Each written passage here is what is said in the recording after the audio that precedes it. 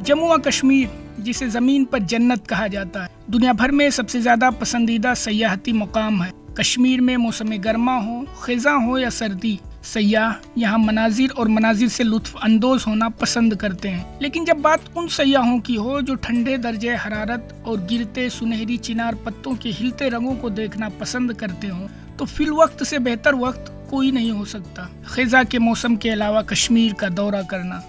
इस मौसम के दौरान दरख्तों के पत्ते सुनहरी और सुर्खी मायल हो जाते हैं, जो ज़ायरीन के लिए एक दिलकश मंजर पैदा करते हैं।